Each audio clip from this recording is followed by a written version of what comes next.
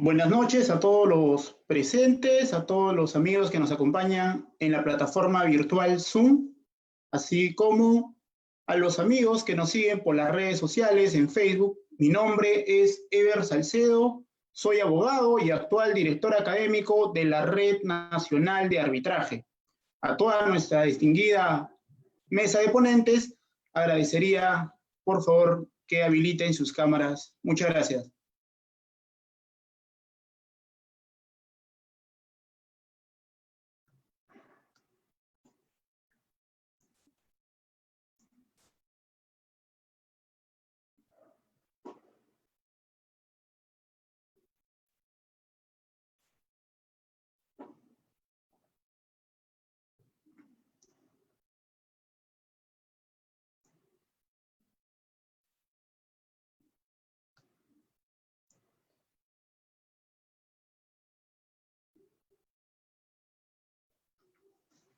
Estimados participantes, distinguida mesa de ponentes, reciba un cordial saludo a nombre del equipo de trabajo de la Red Nacional de Arbitraje.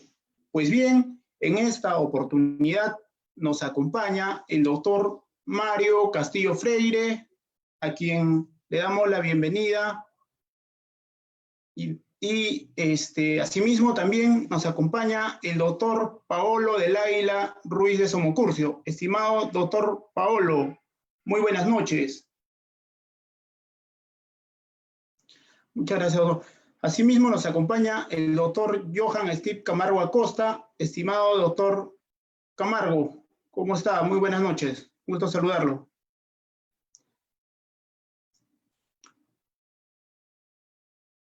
Bueno, el tema titulado para esta noche, tarde académica,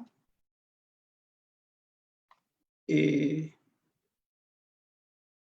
tema que nos viene reuniendo en esta oportunidad está titulado Los alcances y límites del deber de revelación de los árbitros.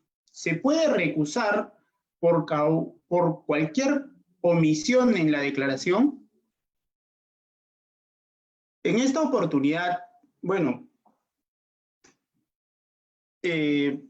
para los amigos que nos acompañan y bueno, los que no tienen un conocimiento posiblemente, ¿qué es un deber de revelación? También llamado deber de declaración, ¿no? Es el deber ético de informar, de revelar o declarar cualquier hecho o circunstancia que pueda provocar duda justificada sobre la independencia, imparcialidad del árbitro en relación con las partes, ¿verdad? Es decir, dudas fundadas sobre la idoneidad del árbitro para el cargo. Pues bien, el equipo de trabajo de la Red Nacional de Arbitraje nos hemos visto en una mesa de trabajo y nos hemos preguntado, oye, pero todo árbitro debe permanecer durante todo el proceso arbitral independiente, ¿verdad? Asimismo imparcial, ¿no? Esta persona que es propuesta como árbitro debe revelar toda aquella circunstancia que pueda dar lugar a dudas, ¿no? Justificadas sobre su imparcialidad e independencia frente a las partes, ¿no? Lo que les acabo de mencionar, eso está establecido en el decreto 1071 que regula el arbitraje. Y esto es, pues, una pregunta, ¿qué límites y hasta dónde tenemos que revelar, no? ¿Cuál es el límite de la revelación de los árbitros? Bueno, si no declaro algo que no lo tomé en cuenta en la declaración, me pueden presentar una solicitud de recusación, ¿verdad? O posiblemente no. Entonces, es en ese sentido que se ha planteado este seminario, este tema, y nos gustaría debatir con nuestra distinguida mesa de ponentes que nos acompaña en esta oportunidad. La dinámica del presente evento es la siguiente. Estimados participantes, estimados amigos que nos acompañan en las redes sociales y en la plataforma virtual Zoom. Cada panelista tendrá un tiempo determinado de 15 a 20 minutos para plantear disertar el tema, su opinión respecto al tema planteado. Asimismo, finalizada la participación, se pasará a una ronda de preguntas por parte de nuestros amigos participantes y al finalizar la misma, se podrá dar algunos alcances por parte de nuestra distinguida mesa de panelistas. El orden de los panelistas iniciará el doctor Paolo del Águila, a continuación el doctor Johan Camargo Acosta, y finalizará y cerrará esta tarde académica el doctor Mario Castillo Freire. Bueno, iniciemos este evento académico. Nos acompaña el doctor Paolo del Águila Ruiz de Somocurcio, abogado por la Pontificia Universidad Católica del Perú, candidato al Magíster en Derecho de la Competencia y Propiedad Intelectual por la Pontificia Universidad Católica del Perú, árbitro y consultor, fue 8 años secretario general del Centro de Arbitraje de la Cámara de Comercio de Lima, vocal de la Sala Especializada de Procedimientos Concursales del Tribunal del Indecopi, docente universitario de la Pontificia Universidad Católica del Perú y de la Universidad de Lima, a quien recibimos con fuertes aplausos, doctor. Doctor Paolo, le cedo la palabra para que pueda abrir esta tarde académica. Muchas gracias. A ti, muchísimas gracias, doctor. Agradecer primero a la Red Nacional de Arbitraje por la invitación. Siempre es un gusto poder estar compartiendo a través de estos mecanismos virtuales un tema que creo que nos apasiona a todos los presentes, como es el tema del arbitraje. Y por cierto, también saludar a Johan y a Mario, poder compartir con ellos este panel. Creo que va a ser mucho más enriquecedor poder tener varias opiniones al respecto y además generar con eso seguramente luego de nuestras ponencias las preguntas que ustedes crean necesarias o pertinentes hacernos. Bueno, el tema, como tú bien lo has descrito, es referido a los alcances y límites del deber de revelación, ¿no? Y eso trae consigo una pregunta sobre si la omisión puede ser una causa de recusación, ¿no? O puede generar una recusación. En estos 15 minutos voy a tratar de ser bastante estricto con el tiempo para dar también espacio a mis colegas y sobre todo también a los participantes para las preguntas. En estos 15 minutos rápidamente voy a dar mi perspectiva de los dos temas, tanto del tema macro como de la pregunta que ustedes en la asociación se plantean.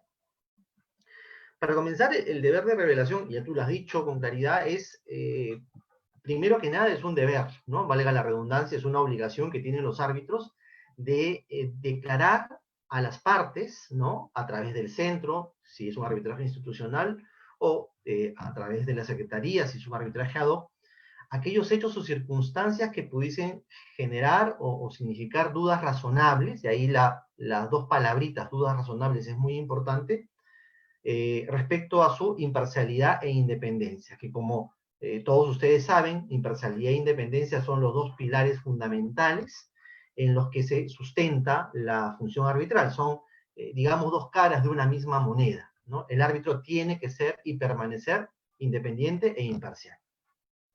Ahora bien, el hecho de revelar, y ahí hay una primera cuestión, un primer alcance del deber de revelación que creo es importante mencionarles, ¿no? El hecho de revelar justamente hace que el árbitro se considere independiente e imparcial. Es decir, si yo no me considerase independiente e imparcial, pues simplemente declinaría el nombramiento o no aceptaría la designación como árbitro. Por el contrario, como quiera que yo sí me considero independiente e imparcial respecto de esas partes y respecto de esa controversia, es que Bajo esa consideración voy a formular una revelación.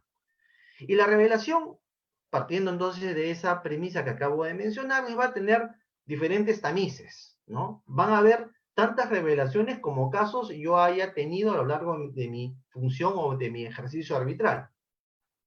Y acá también pasamos a un segundo alcance, que la revelación es casuístico, es decir, no hay ningún recetario, no hay ninguna fórmula para saber qué revelar y qué no. Sí hay, en efecto, las famosas directivas de la IVA sobre conflictos de interés en el arbitraje internacional, que es una buena guía para más o menos orientarnos a nosotros los árbitros al momento de tener que revelar y saber qué revelar. Pero esas guías, como ustedes también saben seguramente, no son obligatorias, no es una ley o una cuestión imperativa, y finalmente va a depender mucho de cada árbitro el determinar o definir qué cosa va a revelar. Ahora bien, sobre la revelación, entonces, vamos a tener que nosotros como árbitros estudiar primero, cuando nos llegue el nombramiento, quiénes son las partes, quiénes son sus representantes, quiénes son sus abogados, quiénes son, evidentemente, las personas que están interactuando en ese arbitraje en general, y finalmente, cuál es la materia controvertida. Para de esa manera determinar si es que, en primer lugar, debemos o no aceptar el arbitraje. Eso es lo primero. Porque si ahí, por ejemplo, encontramos algo que nos hace perder la independencia o la imparcialidad, simplemente no vamos a aceptar. Si nos consideramos independientes e imparciales, sí vamos a aceptar, y ahí va a venir un segundo filtro o un segundo análisis, que es qué aspectos, ¿no?, relacionados a las partes o al objeto controvertido pueden implicar, y ahí nuevamente viene la famosa palabrita, duda razonable para las partes o desde la perspectiva de las partes acerca de mi imparcialidad e independencia.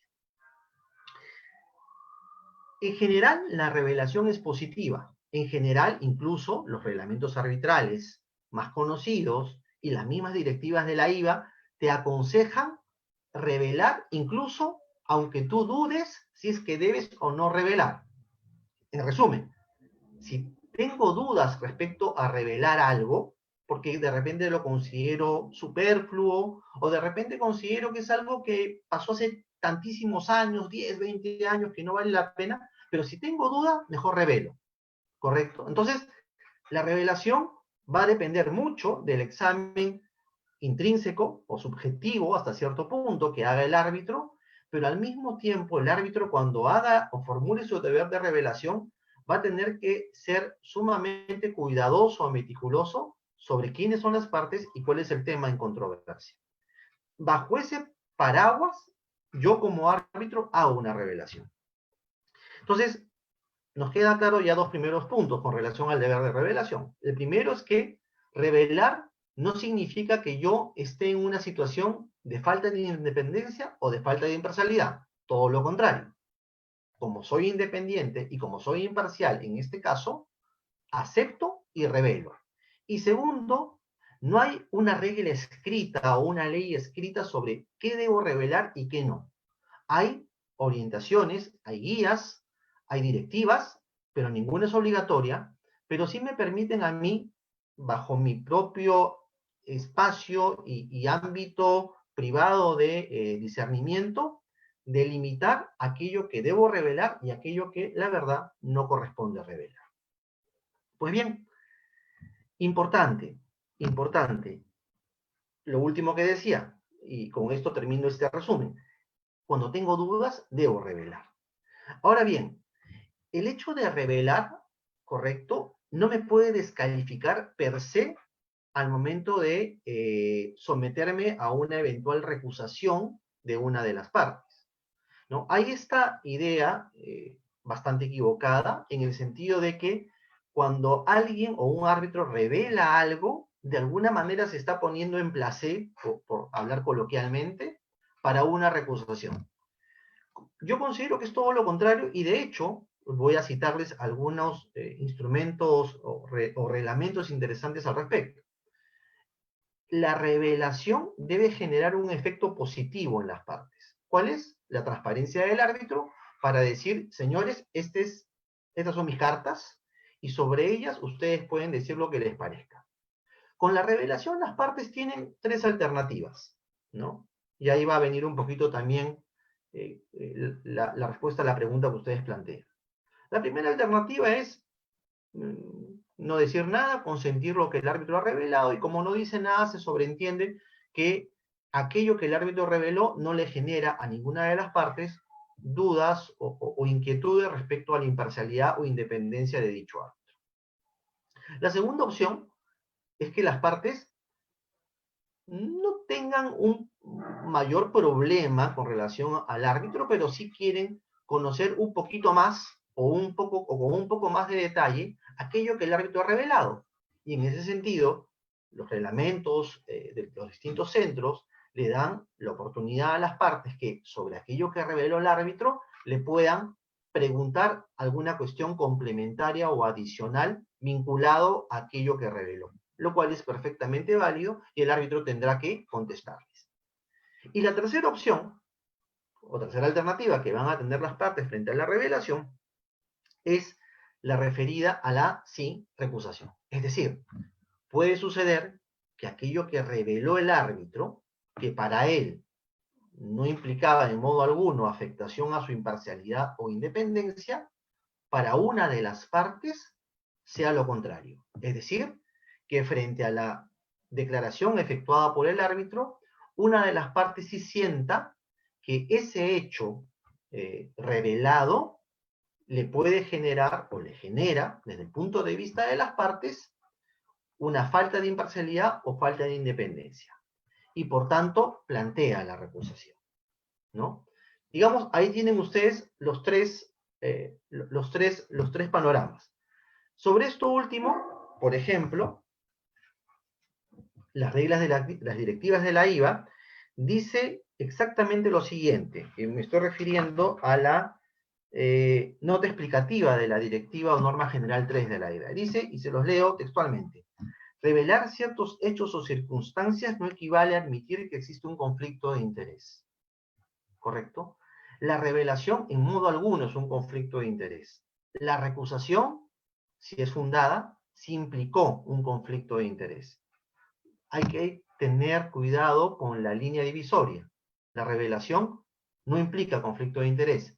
La recusación fundada, sí, por eso es fundada. En ese sentido, amigos, vamos a pasar ahora entonces, una vez que tenemos, creo, más o menos bosquejado y claro el panorama de lo que es y en qué consiste el deber de revelación, vamos a pasar a la pregunta, que es, oye, ¿y qué pasa si yo omití algo, ¿no?, en mi revelación que para una de las partes era importante y por eso me recuso, ¿no es cierto? Vamos, ahí no tenemos nuevamente una seguridad de qué es o qué es aquello que puedo revelar o aquello que no necesariamente tengo que revelar y puedo omitir. Las reglas IVA, que digamos es el instrumento que a nivel internacional más se maneja para ayudarnos a hacer una buena revelación, nos da una suerte de 3 semáforos, ¿no? O 3 listados. El listado rojo, que es aquello frente a lo cual no solamente tengo que revelar, sino básicamente no puedo aceptar el arbitraje, ¿no? Y en este listado rojo hay un listado rojo irrenunciable, es decir, sobre eso no hay posibilidad de que ni siquiera me dispensen, ¿no? Por ejemplo, que una de las partes sea mi hermana, ¿no? En el arbitraje, ahí tengo un conflicto de interés clarísimo y no podría aceptar de ninguna manera. Y hay un listado rojo que llaman renunciable, donde en principio es complicado que acepte, pero si acepto podría darse lugar a la posibilidad de que yo pueda continuar en el arbitraje, siempre y cuando también las partes acepten. Hay un segundo listado, que es el listado o el listado naranja, que viene a ser una suerte de situaciones que no me descalifican para aceptar la nominación de árbitro, pero al mismo tiempo no son situaciones tan sencillas como para no declararlas, ¿no? son lo que se llama el mundo gris de la declaración. Y ahí, por ejemplo, puede haber ciertas relaciones, principalmente en el ámbito comercial y profesional, ¿no? Probablemente pasadas, ¿no? Que yo he mantenido con alguna parte o algún representante o algún abogado de la parte y que podría generar esta famosa duda razonable. Generalmente, los problemas de declaración y de recusación están en los casos de la lista naranja, que son esta zona media gris.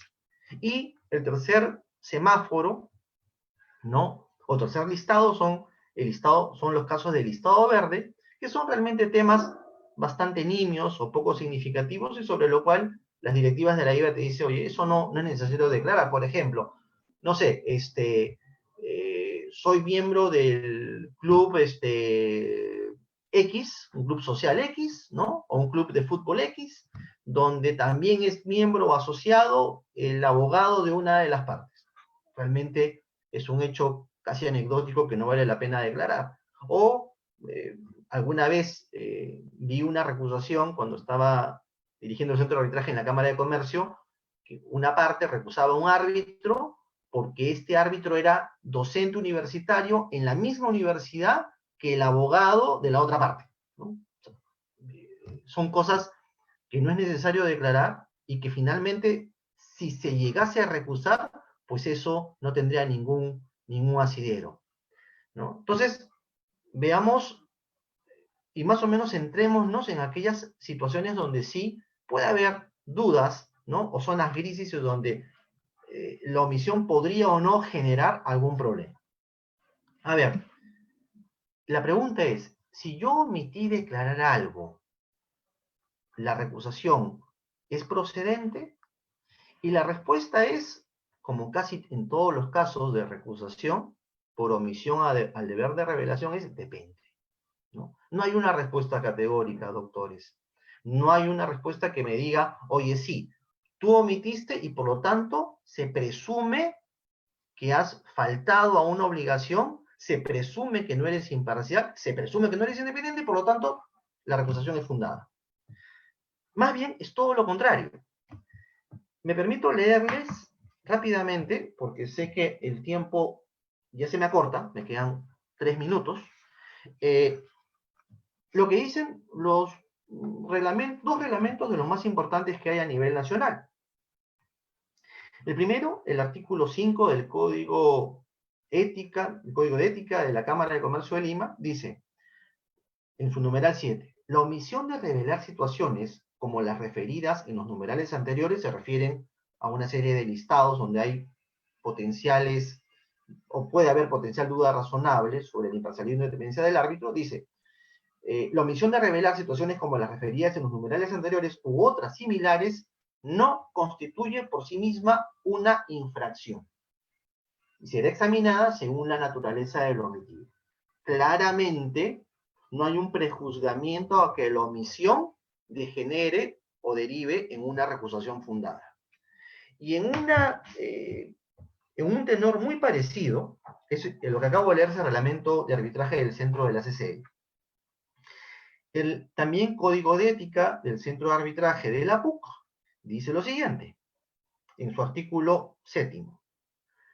La omisión de revelar alguna situación antes referida, muy parecido al fraseo anterior, no constituye en sí misma una infracción a las reglas éticas. No obstante, será debidamente examinada según la naturaleza de la información que no haya sido revelada. O sea, palabras más, palabras menos, tanto el Código de Ética del Reglamento Arbitral de la Cámara, como el Código de Ética del Centro de Arbitraje de la PUC, siguiendo básicamente las normas explicativas de las directivas de la IVA, te dicen, oye, la falta de declaración o la omisión de la revelación no es por sí misma o no genera per se una recusación fundada. Puede generar la omisión una duda razonable en una parte y esta tenga su derecho a recusar, por cierto que sí.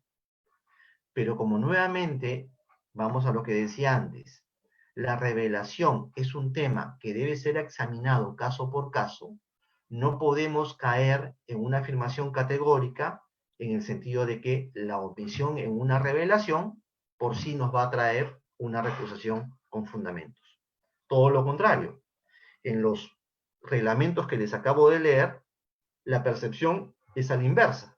La percepción, o lo que dicen estos reglamentos, y también las directivas de la IVA, es que la falta de revelación o la omisión a la revelación no es por sí misma un presupuesto, ¿no?, de recusación, o no genera per se una recusación fundada. Entonces, creo que la pregunta que ustedes hacen es muy pertinente, es una pregunta que nos permite examinar con cuidado el tema, ¿no?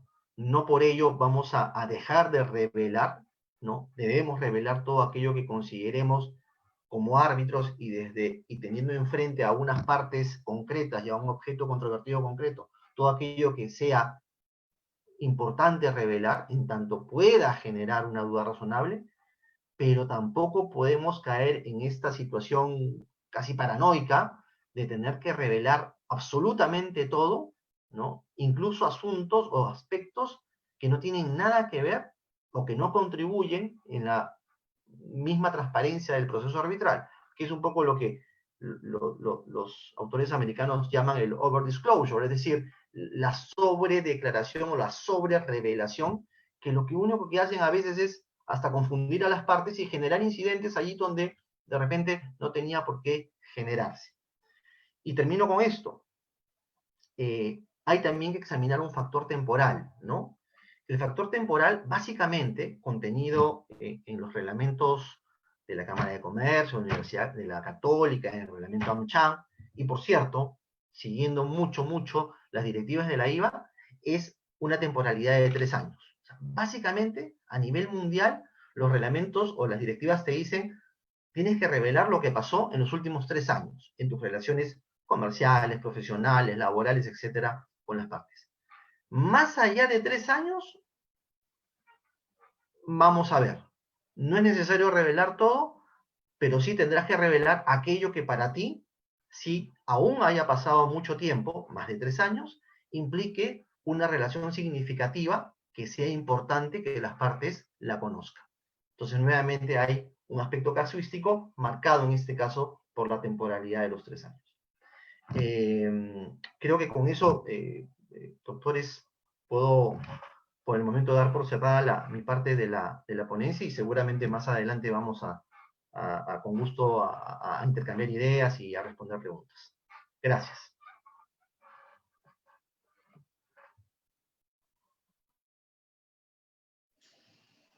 Agradecerle, doctor Paolo, muy enriquecedora su participación y sus aportes en este evento académico. Me quedo con algo, ¿no? Esa parte donde usted manifiesta que aquello que dudes debes declararlo, ¿no?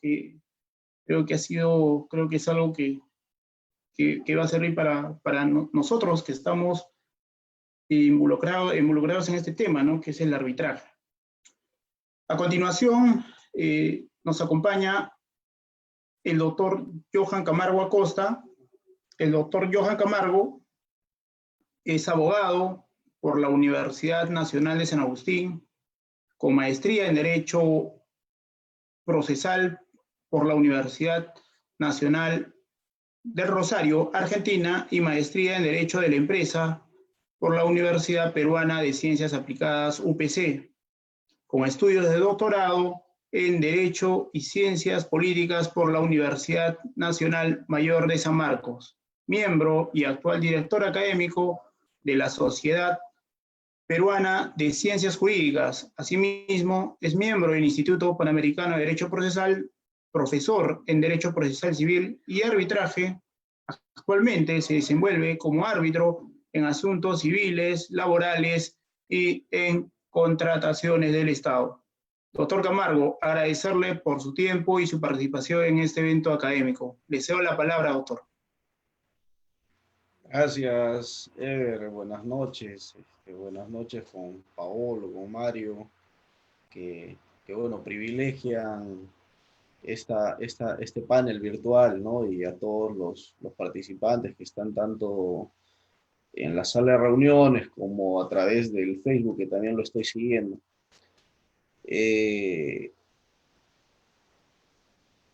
Quiero yo un poco entrar a tallar ya no necesariamente solo en el tema de la revelación de los árbitros, que es una cuestión bien preocupante. Y digo que es preocupante porque en el tiempo que llevo vinculado al arbitraje, eh, he notado que las partes suelen, digamos, de manera recurrente, coger este argumento de la ausencia de revelación para plantear recusaciones contra los árbitros que son normalmente dilatorias y que a veces, lamentablemente, hacen eco de manera equivocada en quienes están encargados o tienen la responsabilidad de resolver estas recusaciones, y de manera insólita terminamos frente a recusaciones que son declaradas fundadas, cuando en términos razonables no debería ser así. Digo esto porque es cierto y me adhiero a todo lo que ha señalado Paolo, ya.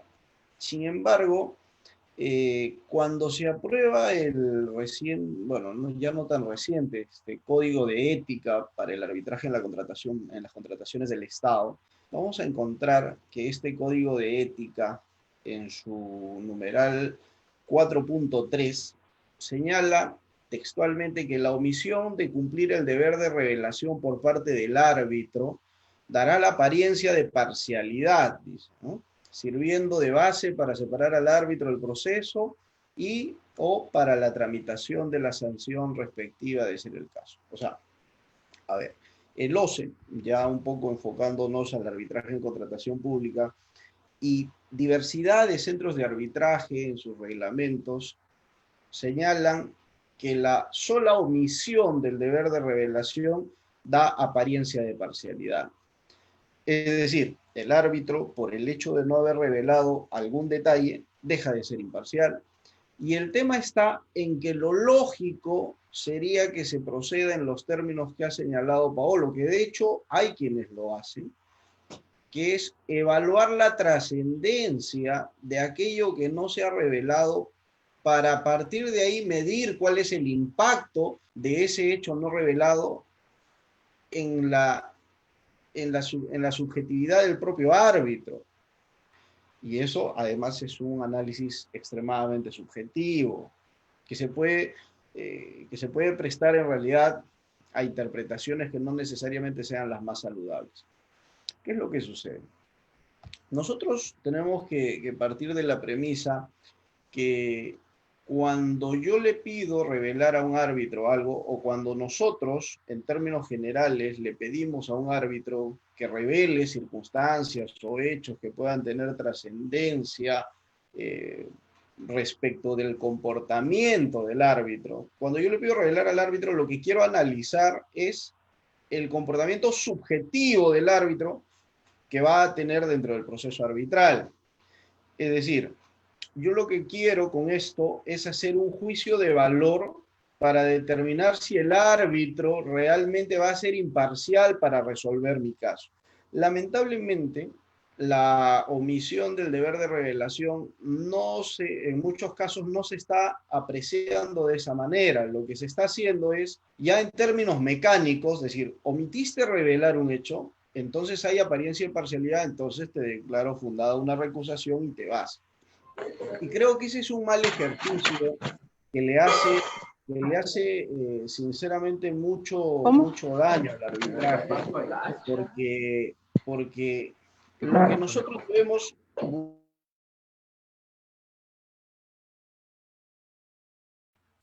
nosotros debemos, buscar al pedirle a un árbitro que revele hechos o circunstancias determinadas es merituar si es que es realmente imparcial o no para resolver mi caso.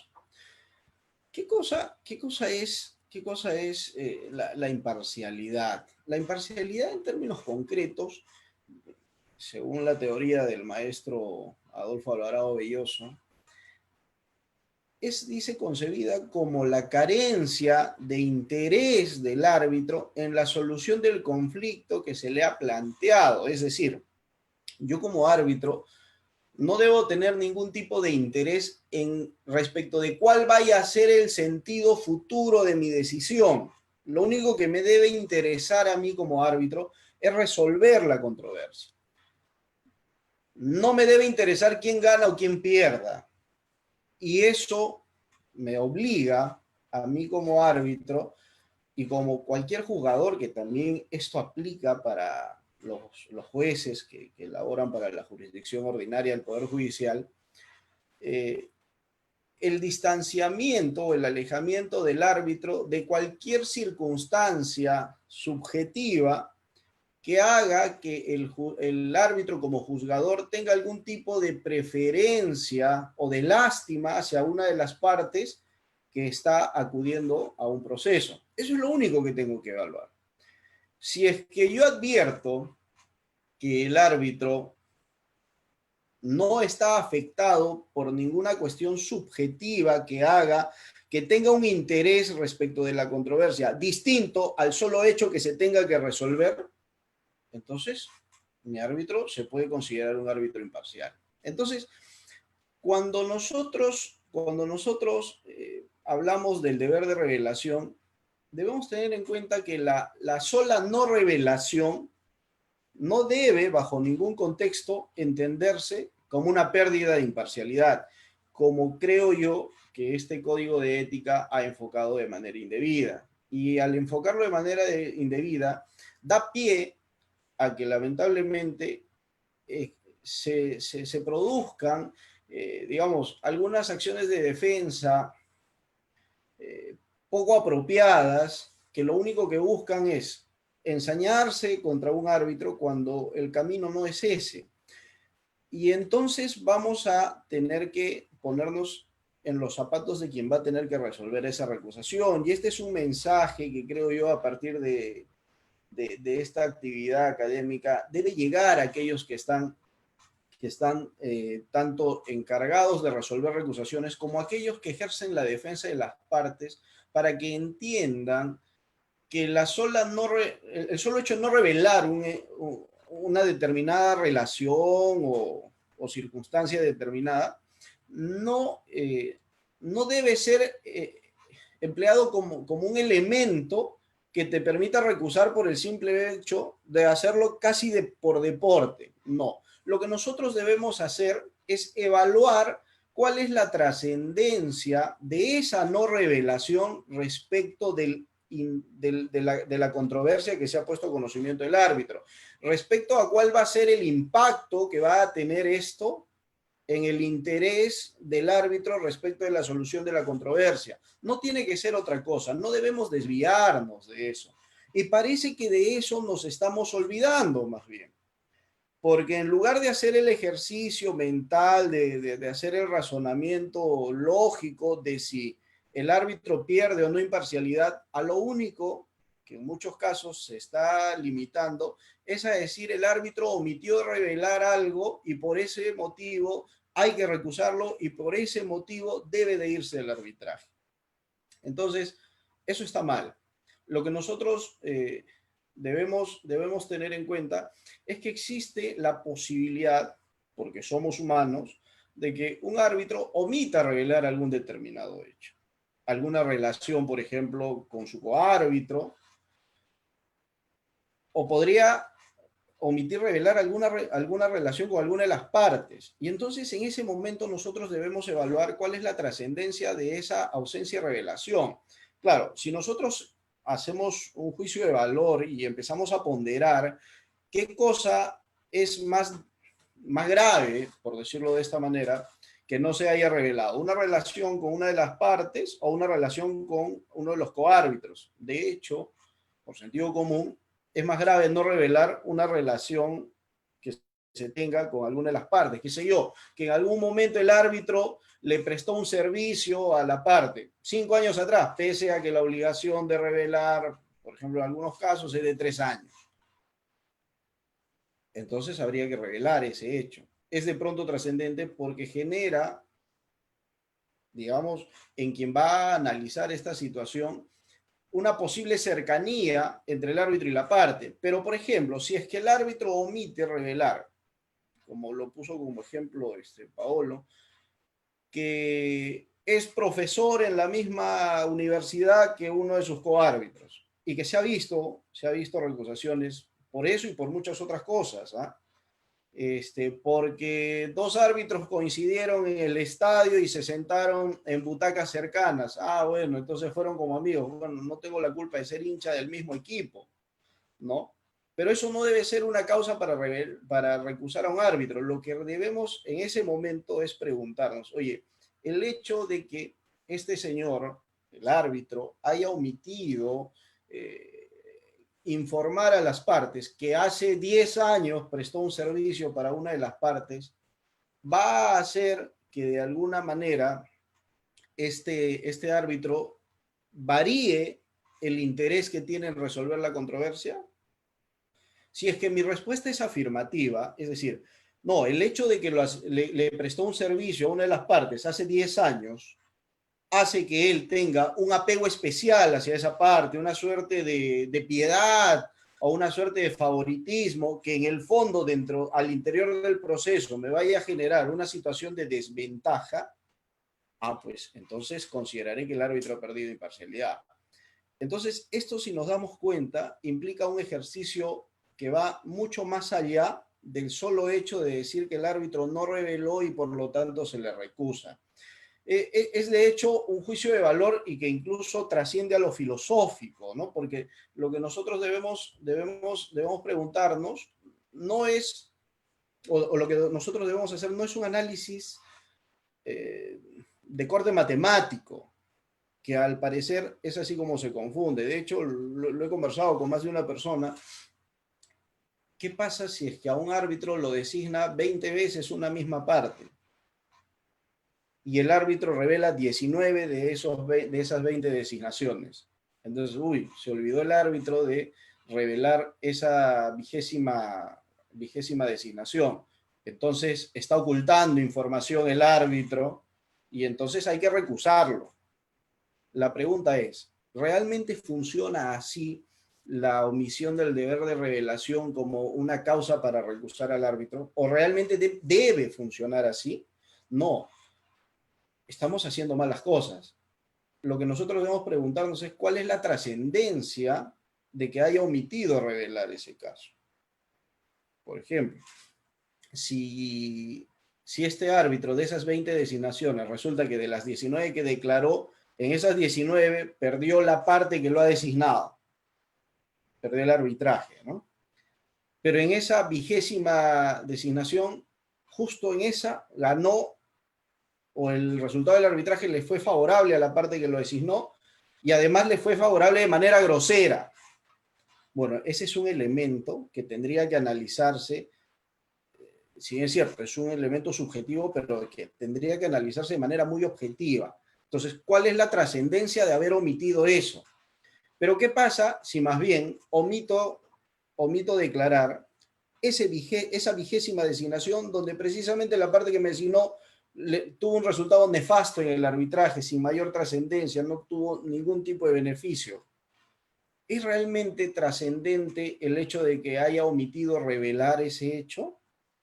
Esa ausencia de revelación afecta mi imparcialidad, hace que mi condición o el interés en resolver la controversia que yo tengo como árbitro, ojo, en resolver, no en resolver para un lado o para el otro, sino en resolver simplemente, hace que varíe ese interés. Si es que mi respuesta es afirmativa, entonces recusaré.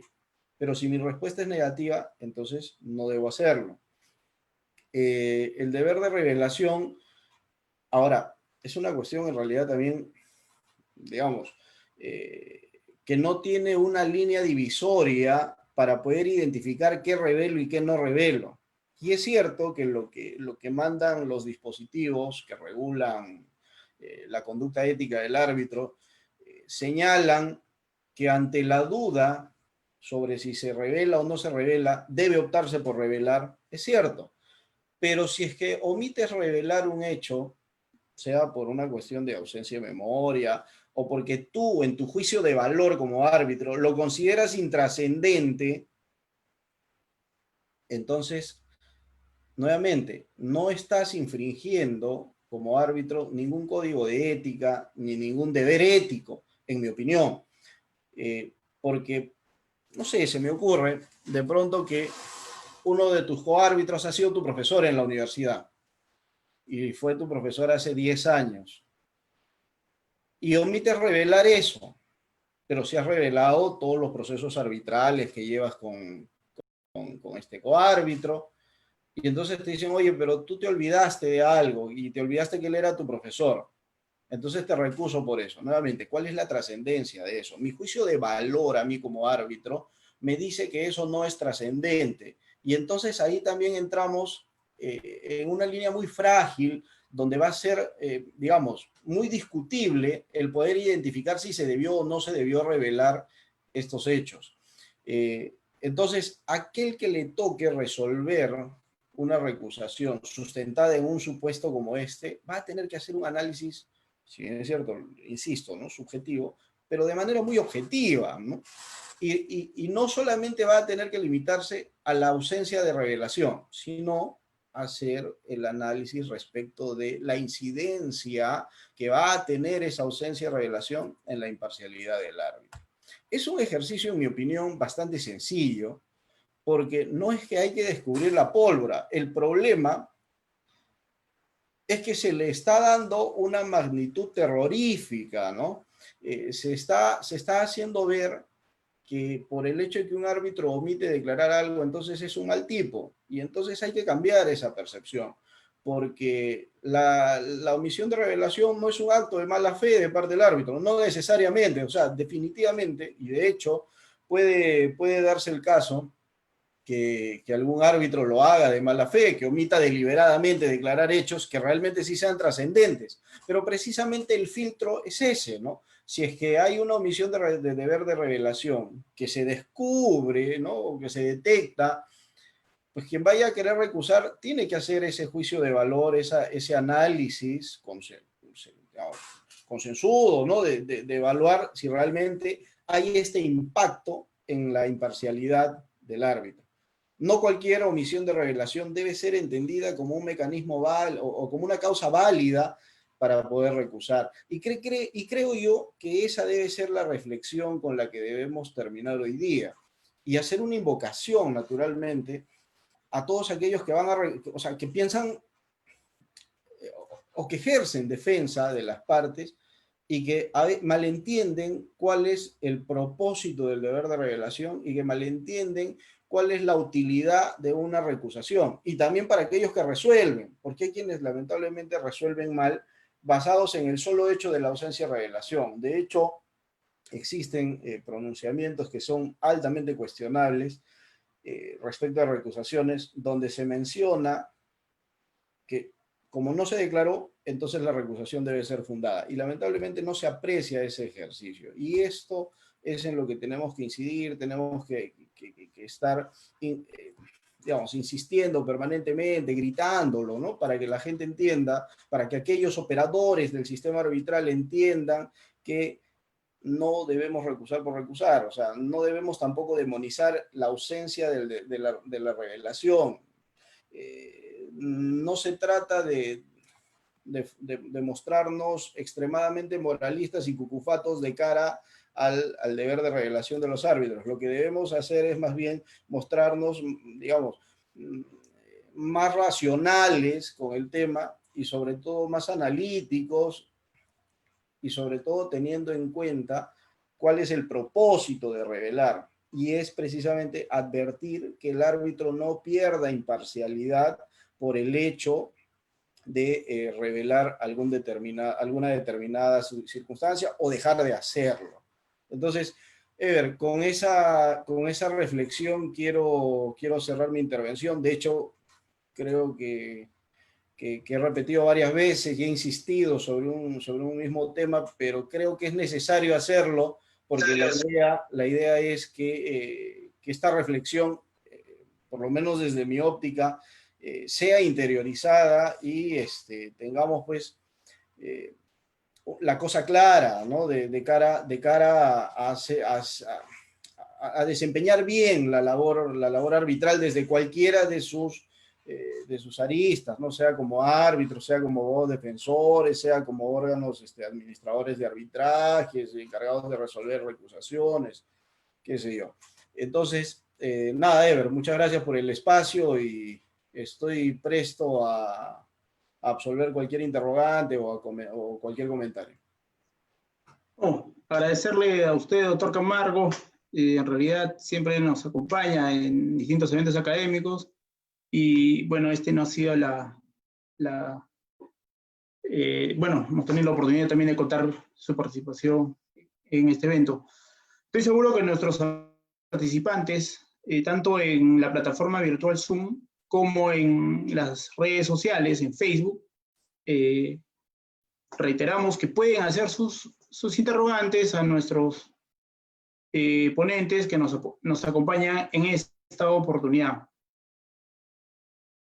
A continuación, nos acompaña el doctor Mario Castillo Freire.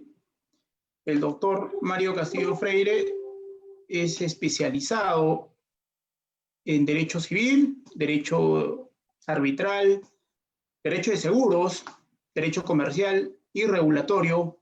Se desempeñó como abogado en ejercicio independiente de la profesión desde el año 1993 hasta el año 2000. En julio del año 2000 se fundó el estudio, el cual lleva su nombre, donde actualmente ejerce la profesión. Asimismo, oficia de árbitro en el Centro de Arbitraje de la Cámara de Comercio de Lima, del organismo del supervisor de las contrataciones del Estado, OCE, del Colegio de Abogados de Lima, del Colegio de Ingenieros de Perú, de la Pontificia Universidad Católica del Perú y de ANCHA, como también en procesos arbitrales ad hoc.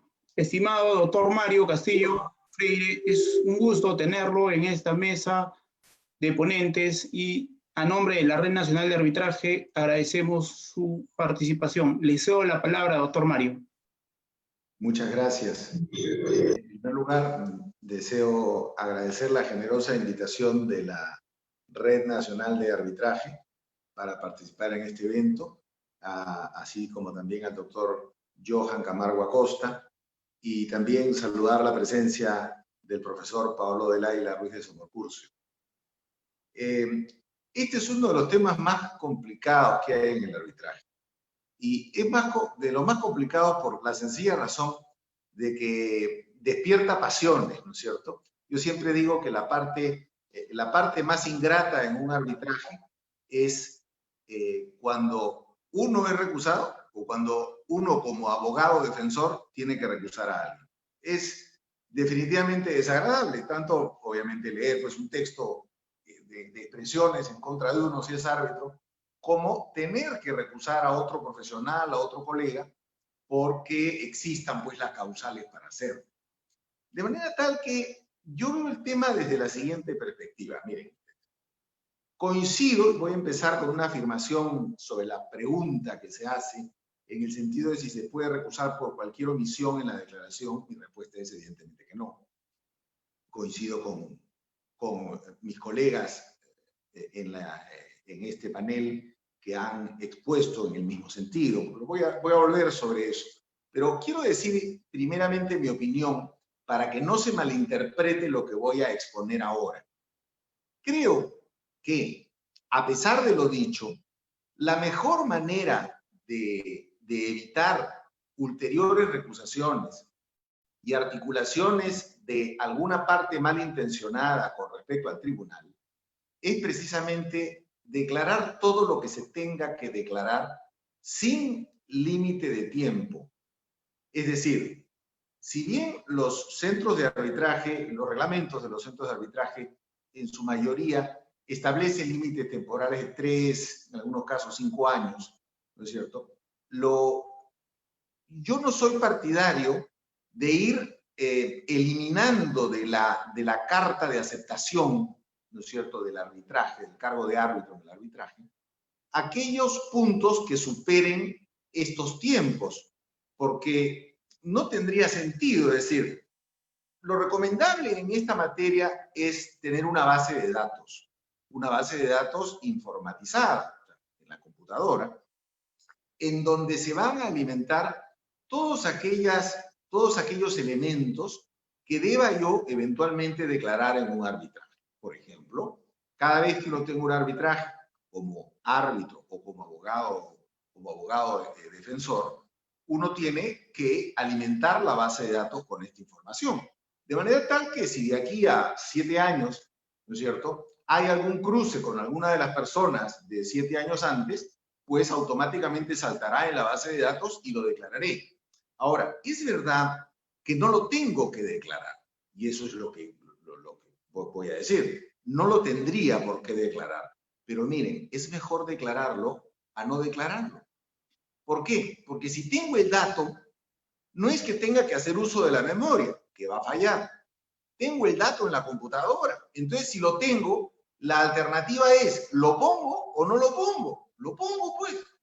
Porque es evidente que no me vas a poder recusar por un tema que no tenga mayor importancia de hace 7 años, ¿no es cierto? Pero, por ejemplo, yo coincido, si hay una consulta profesional de hace 10 años, ¿no es cierto?, en principio eso no tendría por qué alterar mi presencia en el tribunal, si es que no lo he declarado. Pero un ratito, si no lo has declarado, pero tus honorarios fueron de $1,5 millones, es un cliente con el que seguramente tienes alguna gratitud, ¿no es cierto? Un ex cliente con el que seguramente tienes alguna gratitud. O sea, no todos los días recibes un honorario así.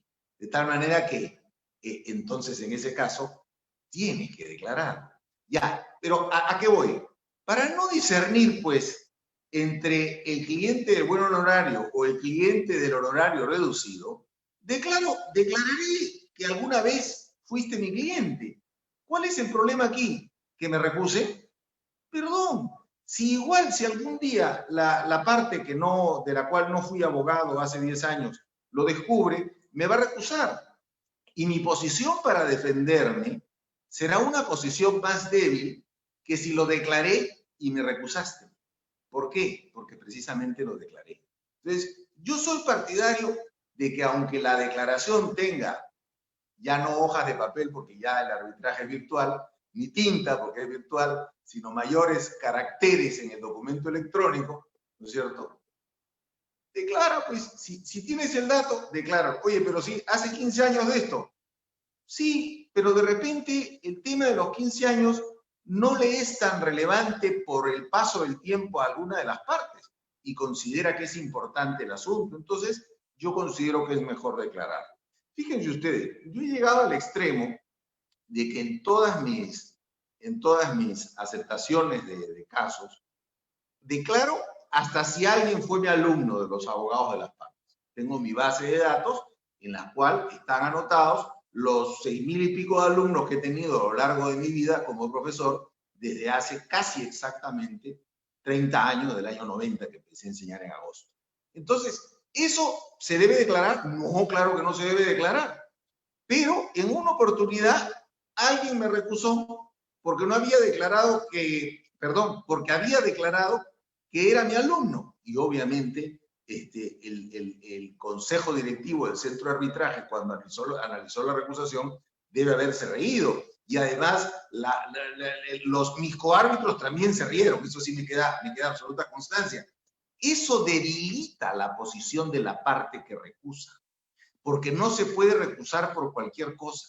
Entonces, así como uno no tiene por qué declararlo todo, si declaras cosas que no tienen ninguna importancia, el recusarte por una de las cosas que no tienen ninguna importancia y que has declarado, precisamente debilitará tu posición como parte litigante en el proceso y también debilitará tu imagen, no solo ante el árbitro a quien recusas, que ha dicho de paso, mal negocio recusarlo, porque seguramente se quedará en el tribunal.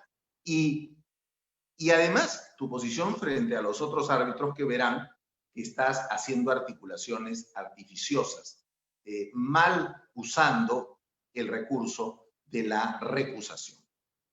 Ahora, ¿qué cosa hay que declarar? Bueno, hay que declarar pues las vinculaciones personales, comerciales, profesionales, y alguna vez, lo dije hace un artículo que ya tiene más de 10 años, hasta las relaciones sentimentales que se puedan tener, ¿no es cierto? En un artículo que escribí, que lo publiqué en El Peruano, que se titulaba El amor en el arbitraje.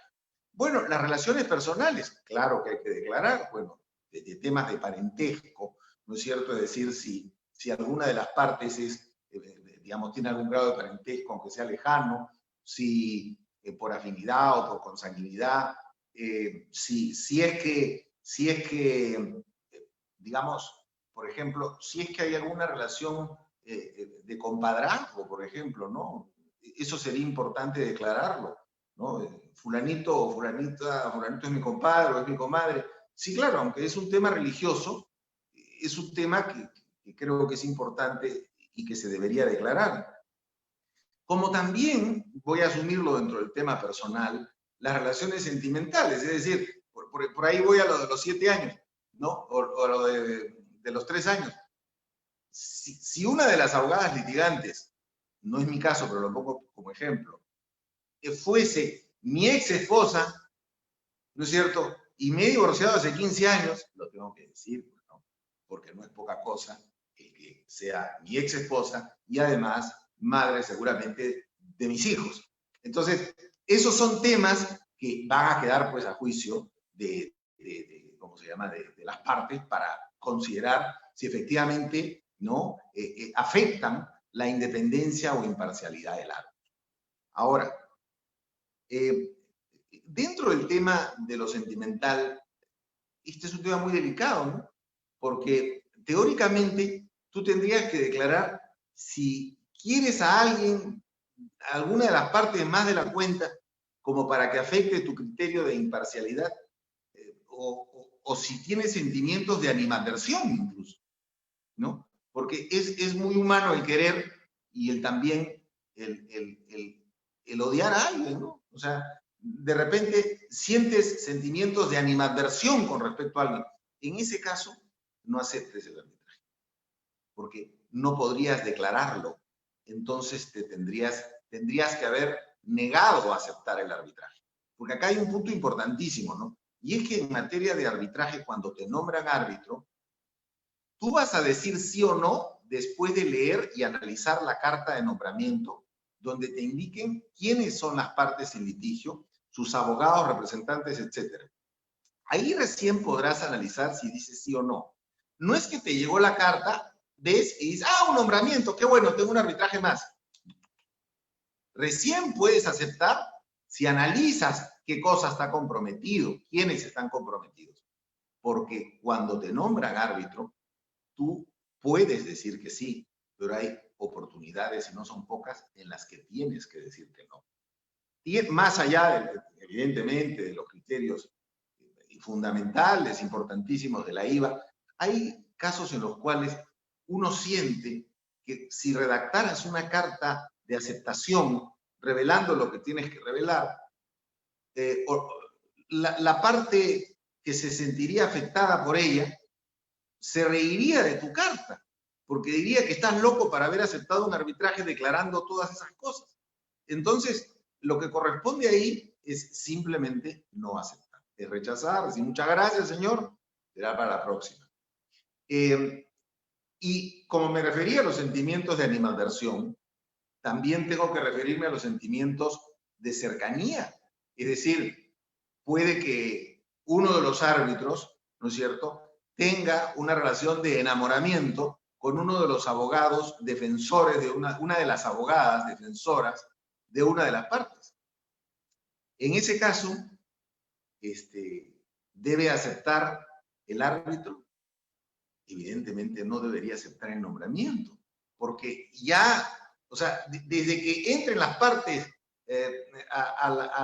¿cómo se llama?, a la sesión virtual, ya le va a estar latiendo el corazón más de la cuenta, esperando que salga la imagen de su enamorada. ¿Cómo vas a ser árbitro ahí? Pues?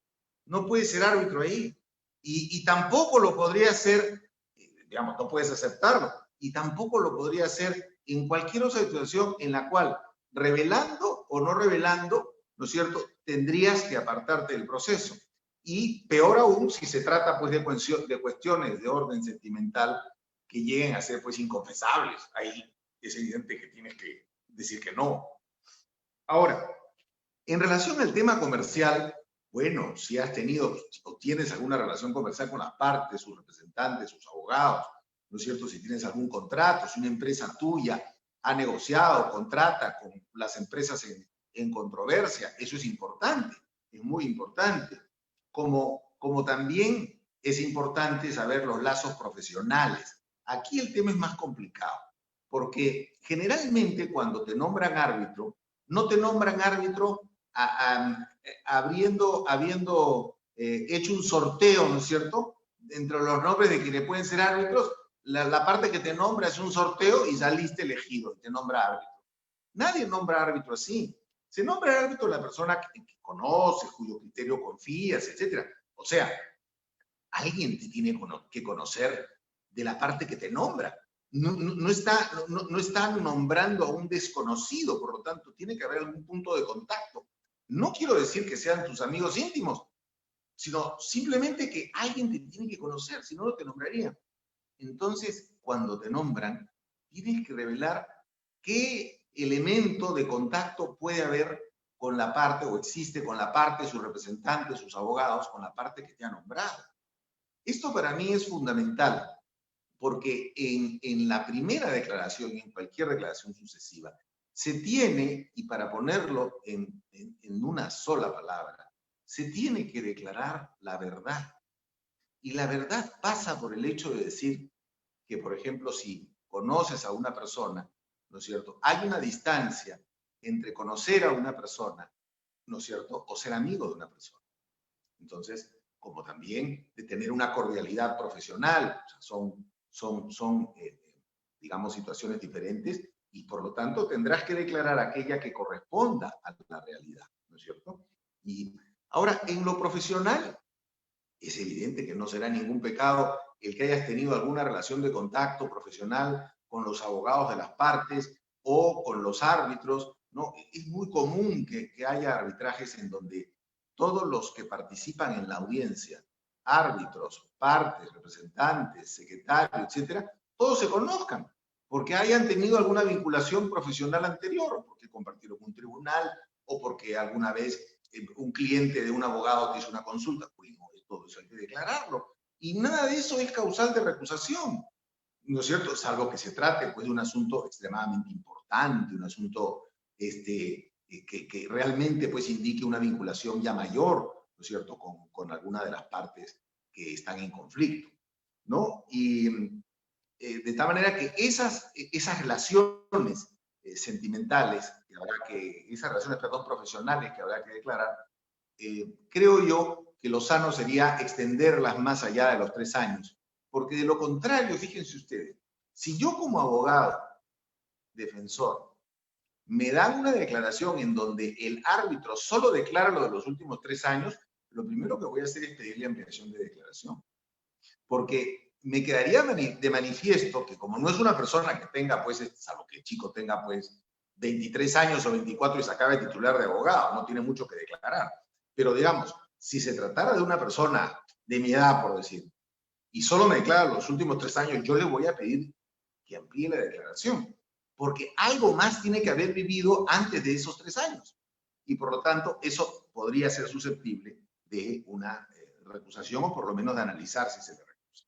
Ahora, yo coincido con mis colegas, con Johan y con Paolo, coincido perfectamente en que no toda omisión puede ser pues causal de recusación. Johan citaba un caso muy ilustrativo en el cual una parte ha nombrado reiteradamente a un árbitro, ¿no? Lo que de por sí no es bueno, digamos, pero lo declaró y no lo recusaron. Y resulta que la parte que nunca lo nombró descubrió que hay un arbitraje pues, de los 20, según el ejemplo de Johan, en el que se olvidó de declarar. Y si ese arbitraje mantiene todas las características de un arbitraje común y corriente en relación a los otros 19, el recusar por eso es buscar un pretexto para recusar. ¿Por qué? Porque ya tuviste oportunidad de recusarlo que 19 arbitrajes nombrados por la misma parte no eran suficientes para ti como para plantear una recusación? No me digas que no, pues. O sea, si lo dejaste era porque confiabas en su criterio o porque aquellas otras virtudes o aquellos otros elementos distintos a esa declaración hacían que quisieras que el árbitro se quedara. Pero no busques ahora, pasado un año de inicio del arbitraje, ¿no es cierto?, que descubres de casualidad este tema y lo recuses por el tema 20. Seguramente ya no te están gustando sus resoluciones a lo largo del proceso. Por eso lo vas a recusar, pero no por el arbitraje 20. El arbitraje 20 es un pretexto. De tal manera que estimo que esto debe verse con criterio de mucha ponderación. En ese sentido, me parecen muy positivos los artículos que recordaba del profesor Paolo del Águila en relación a los reglamentos de arbitraje y al código de ética de tanto del Centro de Arbitraje de la Cámara de Comercio de Lima como de la Pontificia Universidad Católica del Perú. Ahora, ver esto de una manera draconiana, es decir, sin criterio de ponderación, esto ya forma parte, pues, del show, ¿no es cierto? Del show que muchas veces se monta en el arbitraje. Y es el show del abogado o el show del procurador, ¿no?, que se consideran moralistas, ¿no? Sinceramente, yo recuso esa manera de actuar. Y digo actuar porque muchas veces se actúa para la pantalla, muchas veces se actúa para el público, muchas veces se actúa para las redes sociales, más que en realidad está realizando una labor jurídicamente basada en sustentos sólidos, ¿no? Creo que todas estas cosas hay que verlas con criterio de ponderación y no con la perspectiva de la Cámara o la perspectiva, digamos, de otro elemento que pudiera distorsionar un actuar recto en la defensa del proceso. ¿Qué más decir? No sé. Creo que nada, porque ya están mis 20 minutos, así que agradecerles muchísimo y si hubiera alguna pregunta posterior, encantadísimo de absolver. Muchas gracias. Doctor Mario, agradecerle a usted por sus aportes. Doctor Mario, nos gustaría que se quede en la mesa para que nos pueda acompañar con algunas... Bueno, nuestros participantes han hecho 2 preguntas. Bueno, se ha escogido 2 preguntas para nuestros ponentes, porque ya las otras básicamente venían en similares. Bueno, las 2 preguntas son: ¿el deber de revelación es la obligación o atribución de los árbitros en el ámbito de contratación pública? Esa es una pregunta. ¿Es realmente una obligación o atribución de los árbitros en declarar sobre ciertas circunstancias acontecidas en el ejercicio profesional? Esa es otra pregunta que se ha podido recabar de las intervenciones de nuestros participantes. Empezamos con el doctor Paolo del Águila. Estimado doctor, le cedo la palabra. Gracias, Ever. A ver, empiezo por la última pregunta, la segunda. Sí, yo creo que cualquier relación bajo la premisa de importancia o de significación que pueda tener con relación a las partes o con relación a la controversia, creo yo que tiene que ser declarada.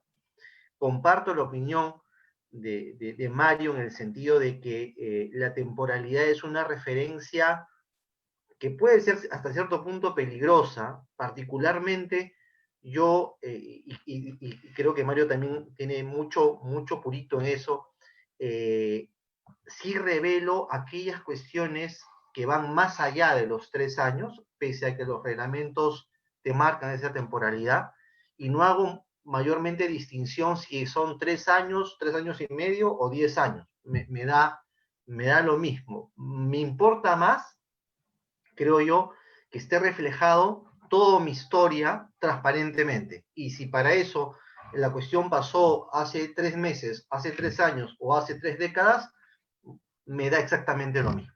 Entonces, sobre eso yo creo que la segunda pregunta, categóricamente sí, declarar toda aquella cuestión que significativamente tenga que ver con un potencial conflicto de interés que podría generar con las partes o con la misma controversia.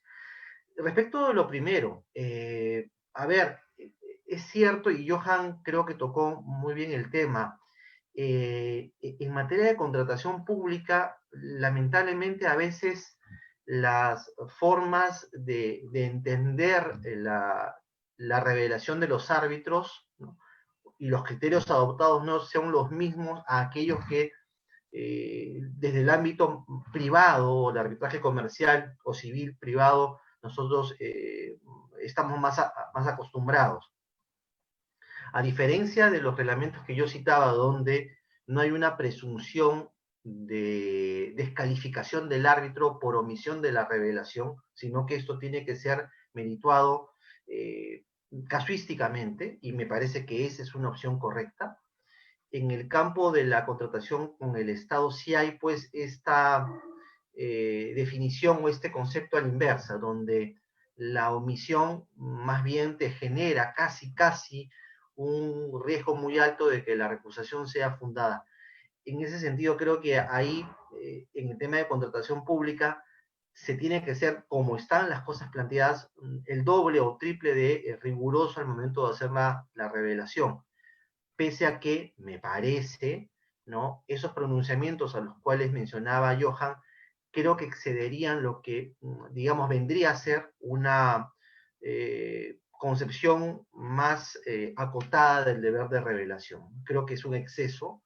Creo que también, y en esto a veces lo he notado, en algunos casos, no en todos, pero en algunos casos de arbitrajes con entidades del Estado, que se termina mal usando el instituto de la recusación para tratar de apartar a un árbitro que simplemente no me gusta, no por sus cuestiones profesionales o éticas, sino simplemente porque intuyo yo que tiene cierto perfil, ¿no?, o ciertos tipos de práctica profesional, y bajo esa perspectiva, que me parece absolutamente subjetiva, desde la óptica de esa procuraduría o de esa entidad o de esa persona en particular, piensa que ese árbitro no le va a dar la razón, y por eso mal usa la recusación, utilizando, valga la redundancia, este tipo de inexactitudes, ¿no?, que a veces las normas en contrataciones o las directivas de OCE en concreto traen, ¿no? Entonces,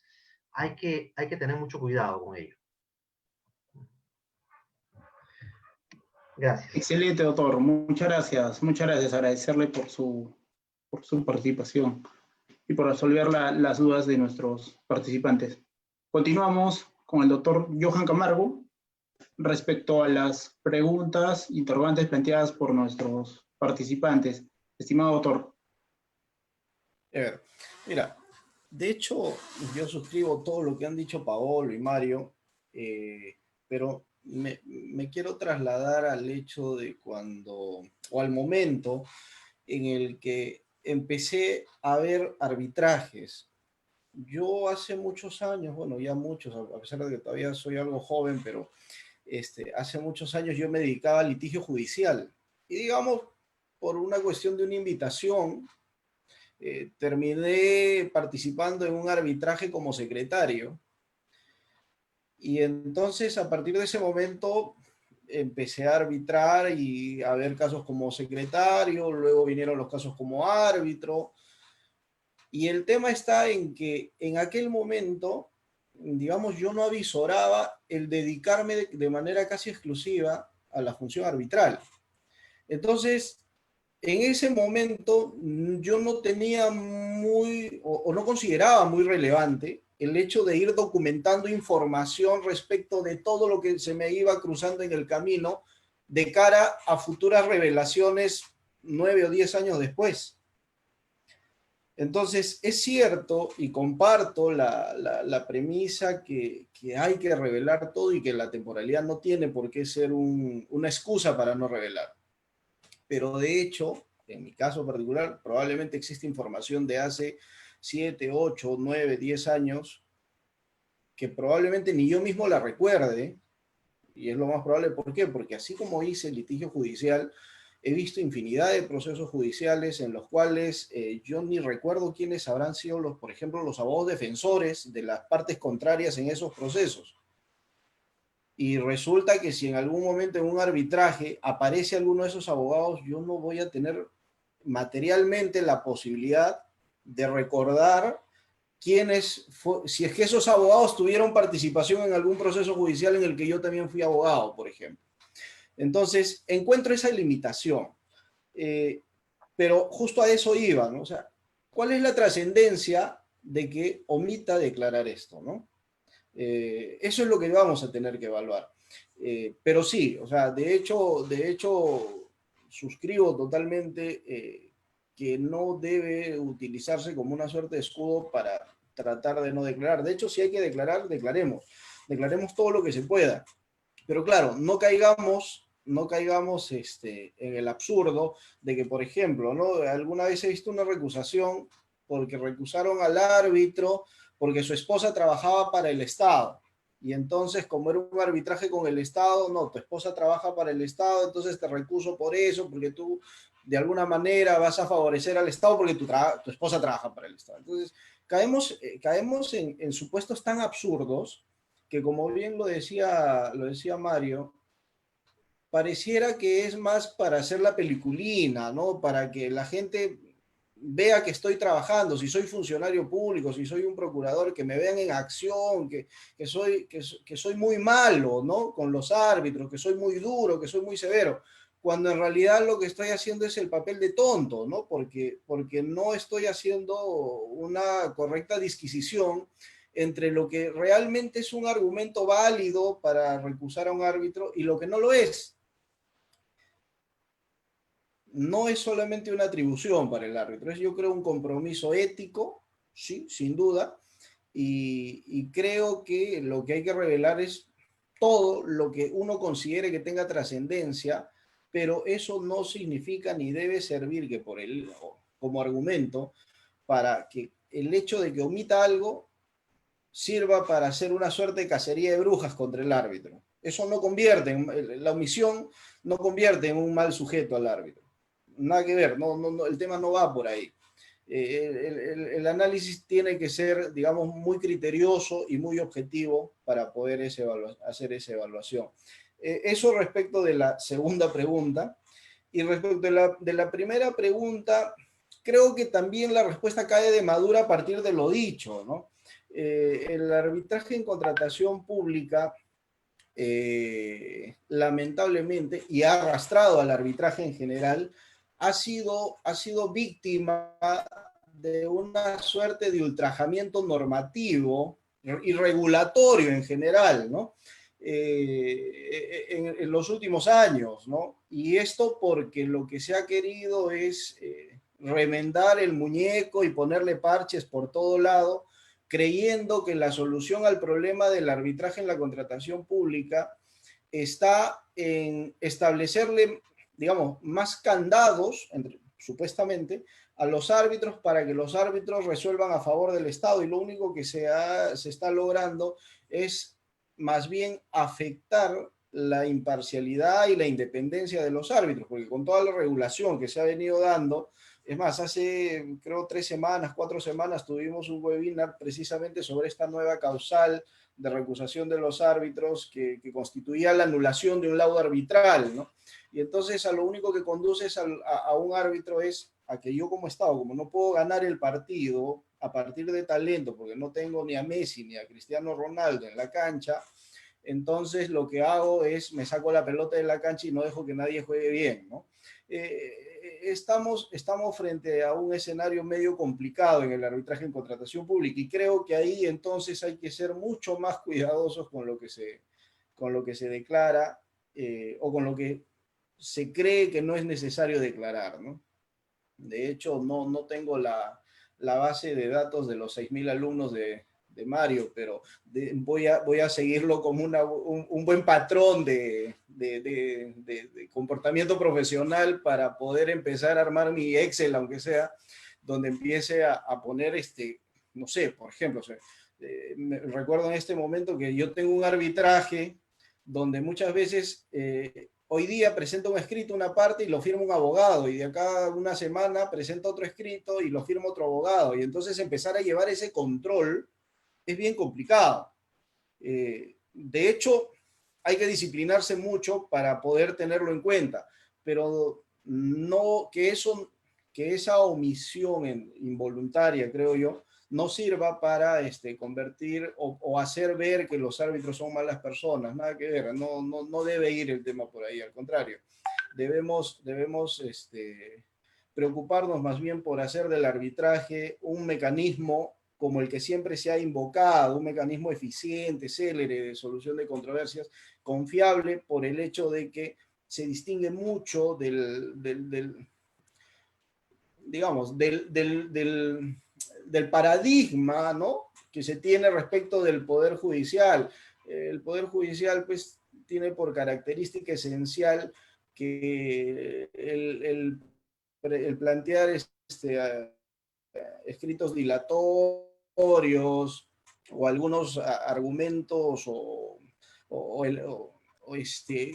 digamos, pedidos malintencionados, para no decirlo en términos más severos, es pues una suerte de característica del litigio judicial, ¿no? Donde el hecho de meterte cabe es casi como que una parte esencial de la forma de litigar. En el arbitraje pues se supone que no funciona así. En el arbitraje se supone que todos son muy respetuosos, por lo menos esa es la idea teórica que siempre se ha profesado, y la idea es que eso se mantenga. El problema es que no se va a mantener si es que, por ejemplo, esto del deber de revelación es interpretado de manera demoníaca, ¿no? Y donde se busca, como decía Mario, un pretexto para recusar al árbitro solamente porque empiezas a darte cuenta que tu defensa no es sólida en un proceso, y entonces como sabes que, digamos, cuando algo es evidente, que si es que tú no has planteado una buena defensa, lo más probable es que pierdas en el proceso. Entonces, como ya sé que se me viene la noche, entonces mi mejor argumento de defensa es empezar a recusar a los árbitros y entorpecer el trámite del proceso, amenazar, amedrentar, y no debemos ir por ese camino, ¿no? Creo que eso no es saludable para el arbitraje, no le hace bien al arbitraje, y más bien, precisamente por eso es que estos espacios académicos deben servir, primero, para despejar algunas dudas que tienen los operadores del sistema arbitral, pero en segundo lugar, para hacer una suerte de invocación a que hagamos del arbitraje realmente un mecanismo de solución de controversias como el que se profesa, ¿no? Limpio, sin hacer trampas, sin meter cabe, sin ningún tipo de tinterillada, ¿no?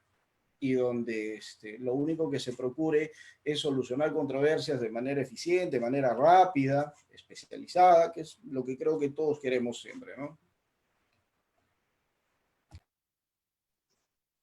Doctor Camargo, agradecerle por sus aportes y por absolver las dudas de nuestros participantes. Y pues sí, tiene usted bastante razón en el aspecto de que muchas veces pues estas recusaciones son puestas malintencionadamente, ¿no? Con el objeto, más que todo, de entorpecer el normal desarrollo de un proceso arbitral. A continuación, le cedo la palabra al doctor Mario Castillo para que nos pueda ayudar con las interrogantes planteadas. Doctor Mario. Bueno, muchas gracias, pero en realidad no voy a contestar las interrogantes planteadas porque ya han sido respondidas con holgura por los profesores que me han antecedido, ¿no? Por Paolo y por Johan. En realidad, la idea con todo esto, al igual que con cualquier cosa en la vida, es ver las cosas en su real dimensión, ¿no es cierto? En proporción. O sea, es verdad que hay recusaciones que son antojadizas, pero hay recusaciones que sí deberían declararse fundadas, ¿no? Que sí deberían declararse fundadas. Y Y ahí yo siempre he propuesto algo en lo que me permito reiterar que es una idea que a mi juicio deberían tomar los centros de arbitraje del Perú. Cuando se resuelve una recusación, como cada caso es un mundo, es verdad, pero cada caso también muchas veces tiene elementos comunes con otros. Entonces, yo propuse esto, estoy hablando hace 8 años que propuse esto en un congreso de derecho. Los centros de arbitraje deberían publicar, no me refiero a los, obviamente, que si lo hacen, me refiero a los centros de arbitraje particulares, deberían publicar las resoluciones de sus consejos de arbitraje que resuelven recusaciones. Si quieren, omitiendo los nombres de las partes y del árbitro recusado. ¿Pero por qué? Para que los litigantes y sus defensores sepan precisamente cuál es el criterio que el centro de arbitraje tiene en relación a un caso como el que ha sido objeto de resolución.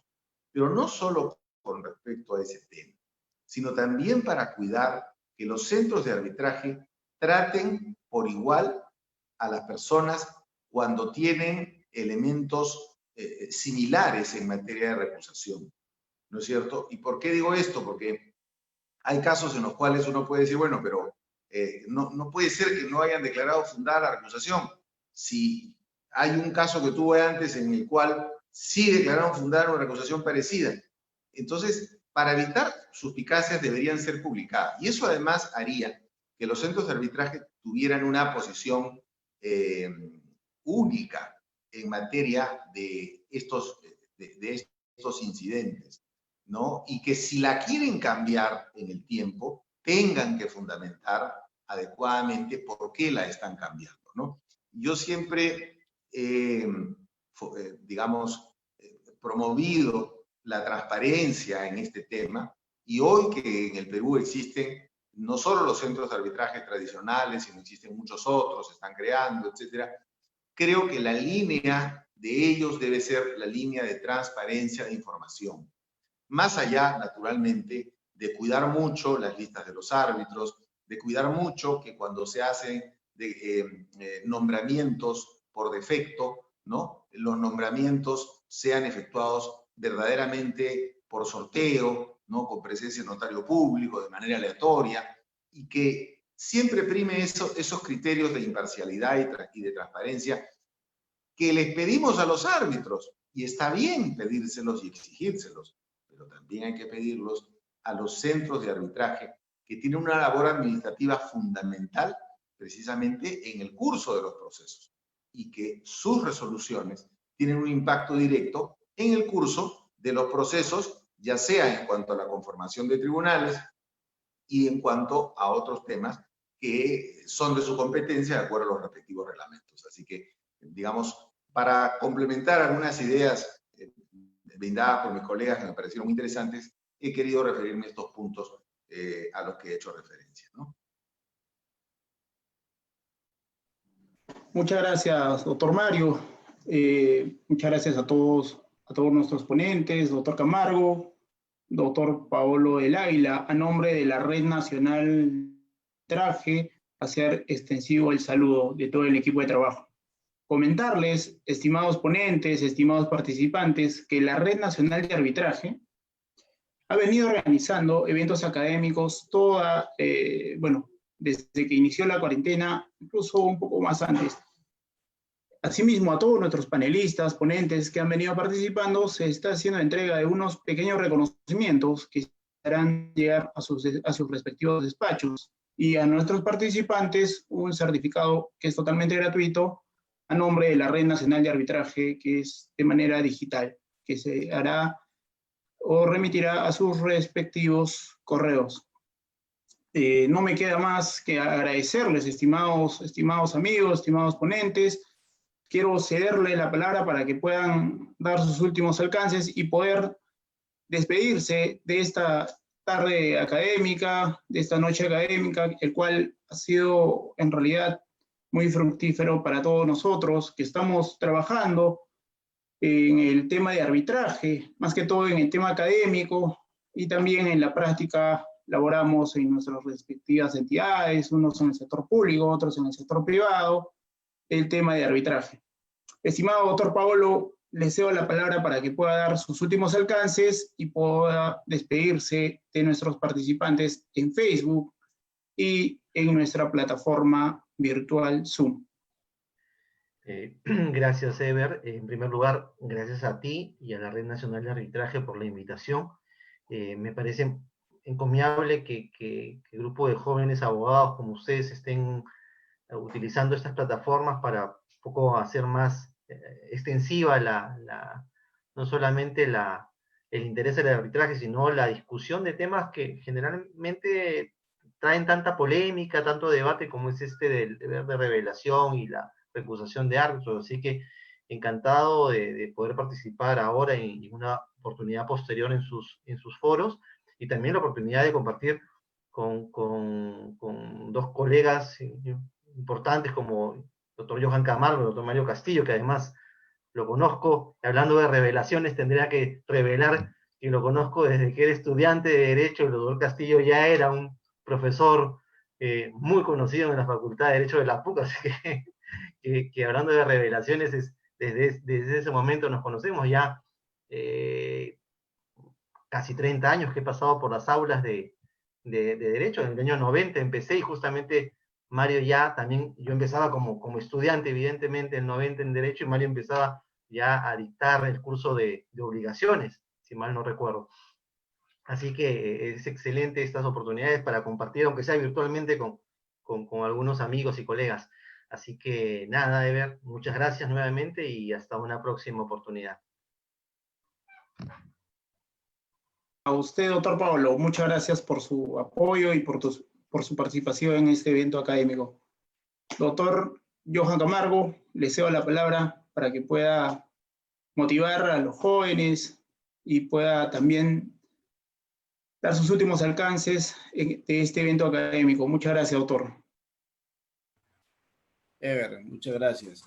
Nada, bueno, de hecho muy nutritiva la jornada. Por lo menos me voy tranquilo sabiendo que no solamente yo no pienso de la manera que pienso, ¿no? Sino que es una suerte de sufrimiento compartido, esto de cómo se está dando un trato no necesariamente idóneo a estas figuras, ¿no?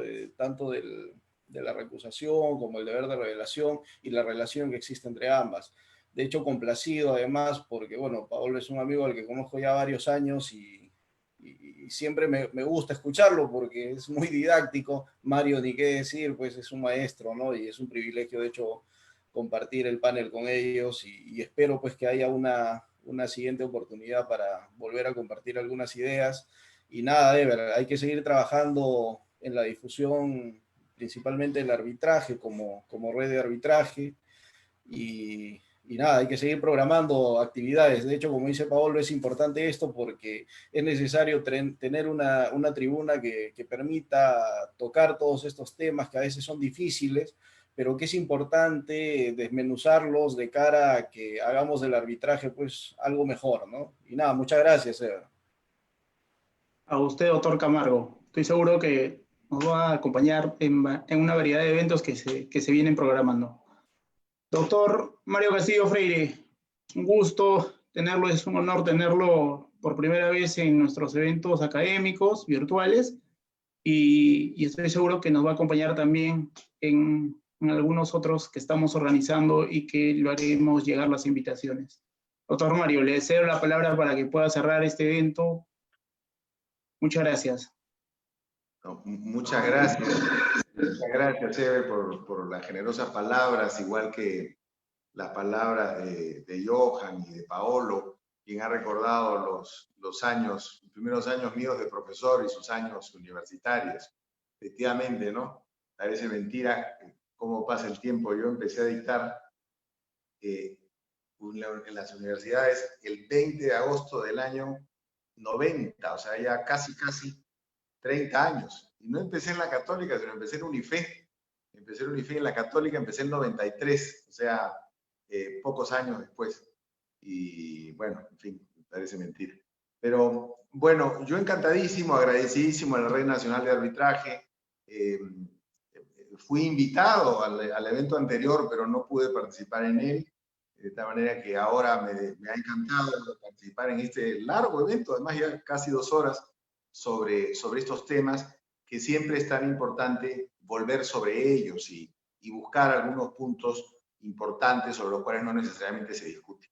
Así que agradecidísimo, comprometido también para cualquier otra oportunidad en que deseen contar conmigo, y en fin, agradecido también, y hay que decirlo muchísimo, a los espectadores, ¿no es cierto? A los espectadores que han seguido el evento esta noche. Muchas gracias. Muchas gracias, doctor Paolo. Muchas gracias, doctor Mario, doctor Johan, y a todos nuestros amigos que nos siguen por las redes sociales, por la plataforma virtual Zoom. A nombre de la Red Nacional de Arbitraje, damos por concluido esta jornada y esta noche académica. Muchas gracias a todos. Nos despedimos. Gracias, doctores. Muchas gracias. Chao.